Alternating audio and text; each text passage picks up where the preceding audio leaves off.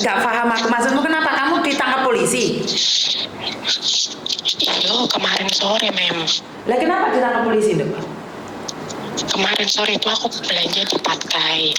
Lah dari barang yang aku beli itu di dalam apa namanya keranjang itu ada yang belum ditut, Mem, dan ada yang bunyi tutut gitu loh, Mem. Terus? Terus aku kan langsung ke dalam kan mau menjelaskan mana barang yang belum ini. Terus lah salah satu dari pegawai Patkai itu langsung ini udah membawa aku masuk di dalam ruangan apa gitu. Padahal aku langsung masuk itu ke dalam Patkai mau menjelaskan ini kok barang bunyi apa yang belum gitu loh. Terus? Lah habis itu aku langsung dipoking, langsung di kantor polisi. Terus di situ itu kan ada CCTV itu kan semua, Mem. Terus setelah emang aku barang kan udah ada yang bayar karena aku memang kan di kasir kan, aku nggak tahu tuh kan, aku nggak pengalaman itu apa namanya ada yang bunyi gitu kan, tapi kan aku paham barang yang bunyi itu pasti belum ditut kan, Mem, di kasir. Terus pegawai yang cewek itu langsung nge-talking, aku langsung keburu dibawa ke kantor polisi, sedangkan aku tuh omongan itu belum lancar, Mem. Terus? Aku di kantor polisi itu bermalaman sampai jam 2 malam. Terus aku jam 2 malam kurang berapa menit itu aku disuruh pulang ke rumah majikan.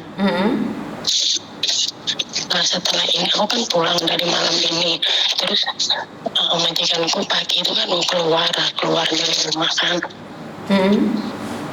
Aku tidur itu, Mem. Lah ini sekarang kan aku mau ngomong sama majikan, tapi majikan udah keburu ngomong capi, aku harus capi keluar. Terus aku harus keluar di mana dulu, Mem, ini? Suaramu lagi ngomong kamu pakai handfree, Dok. Jadi aku takutnya salah paham. Ulangi sekali lagi, jangan pakai handfree, bisa nggak? Ini nggak pakai handfree, Mem. Iya, tapi jangan terlalu dekat sama mulutmu. Tapi ngomongnya yang keras.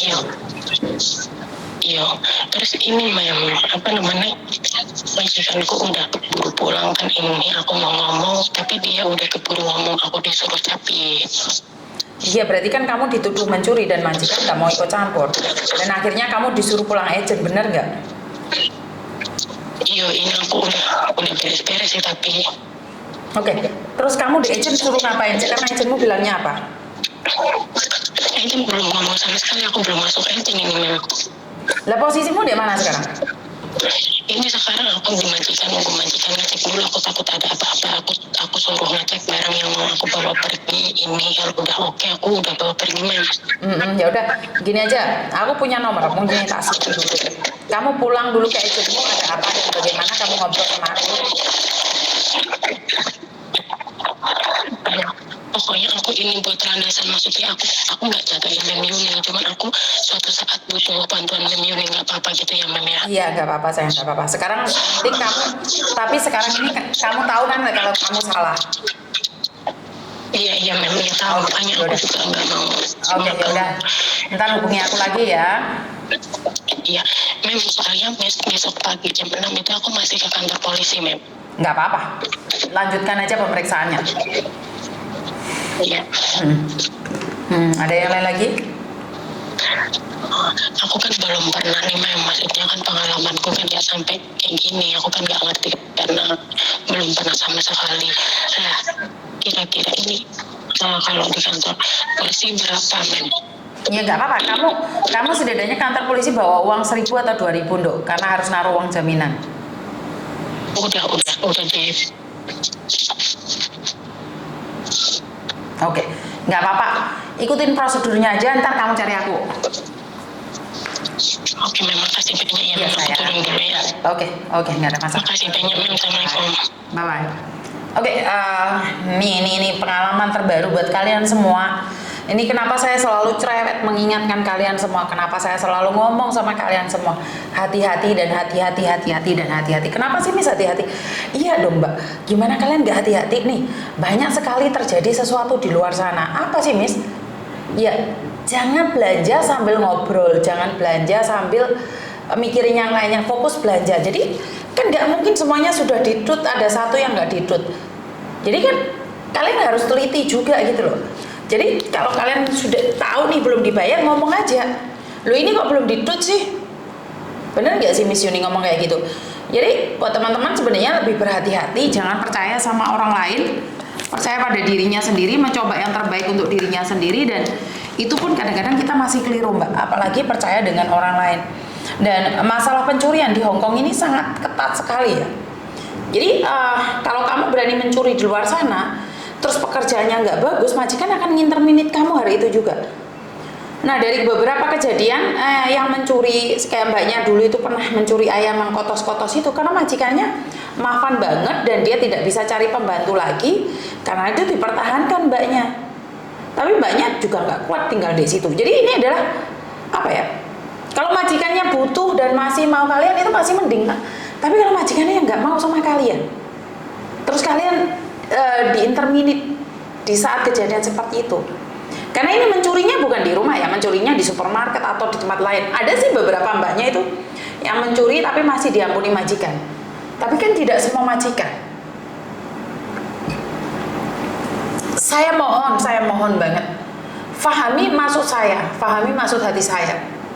Saya selalu mengingatkan, kalau ada orang yang ngomong, orang diingatkan pun tidak akan pernah berterima kasih.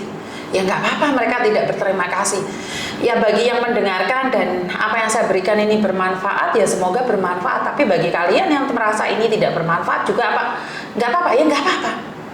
Karena manfaat itu tergantung dari kalian. Kalau kalian merasa bahwa ini bisa berguna buat yang lainnya, ya monggo di-sharing. Tapi kalau kalian merasa ini tidak ada gunanya, Miss, ini percuma, Miss, ini nggak ada gunanya, Miss, ya nggak apa-apa. Jadi saya selalu berkata bahwa kalau merasa konten saya ini menyebarkan aib, kalau kalian merasa konten saya ini tidak berguna, ya jangan diikutin. Tapi kalau kalian merasa bahwa konten ini memberikan kekuatan batin, kekuatan secara mental, ya monggo di-sharekan. Bahkan ada beberapa ini yang apa ya? Yang mengatakan bahwa mereka itu benar-benar hadir untuk keluarganya, mereka diberikan pada keluarganya. Bahkan keluarga yang ada di Indonesia itu lebih tahu konten saya dibandingkan mbaknya yang ada di Hong Kong. Ini banyak sekali kejadian. Jadi para laki-laki yang ada di Indonesia itu malah tahu konten saya. Kenapa? Karena tergiur job-job cowok, akhirnya mereka tahu bahwa bener nggak sih ada job cowok, bener nggak sih? Jadi ingat satu hal, berhati-hati dalam segala tindakan, dan orang yang bisa menyakitin kita adalah orang terdekat kita. Orang yang bisa membohongi kita adalah orang yang terdekat kita. Orang yang bisa menipu kita adalah orang terdekat kita. Karena itu jangan bestie-bestian. Karena kalau bestie-bestie, entar digigit muntah kalian, entar digigit muntah darah kalian. Karena itu saya selalu mengingatkan, berteman sewajarnya, bercinta sewajarnya, menyayangi sewajarnya. Karena lebih baik mencintai diri sendiri, menyayangi diri sendiri. Jangan nggak enakan. Kalian ini kebiasaan, nggak enak, Miss, nggak enak. Tapi pada akhirnya tetap kalian yang dikhianatin oleh mereka. Jadi jangan merasa tidak enak, tapi sementara kalian tuh dihancurkan oleh orang lain. Tidak ada yang bisa membantu dirimu selain dirimu sendiri. Ingat kata-kata saya. Tidak ada yang bisa membantu dirimu selain dirimu sendiri. Orang di luar sana hanya bisa ketawa. Orang di luar sana hanya bisa melihat kalian bodoh.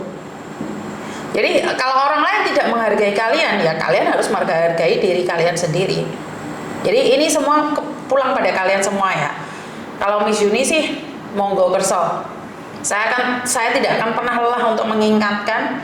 Saya tidak akan pernah capek untuk mengingatkan, karena di sini, di studio ini saya selalu bilang bahwa dengan adanya konten-konten saya ini, saya bisa menyewa satu gedung di mana bisa buat beristirahat kalian. Jadi, tapi ya jangan sok-sokan juga, Pak. Oh, gedungnya ini kita semua yang bayar, menurut terus mariono wae saenake dhewe. Ya kesel aku leren gak kayak konten aku wis ben gak popo wis. Jadi jaga kebersihan juga dan jaga sopan santun dimanapun.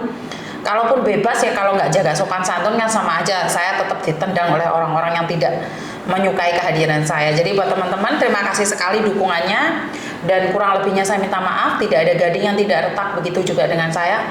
Mungkin saya banyak melakukan kesalahan atau kata-kata yang kurang menyenangkan, dan mohon diampuni ya Mbak ya. Dan terima kasih. Wassalamualaikum warahmatullahi wabarakatuh. Berkat Tuhan mengalir atas hidup kita semua. Semoga semua makhluk hidup bahagia, dan terima kasih. Bye-bye.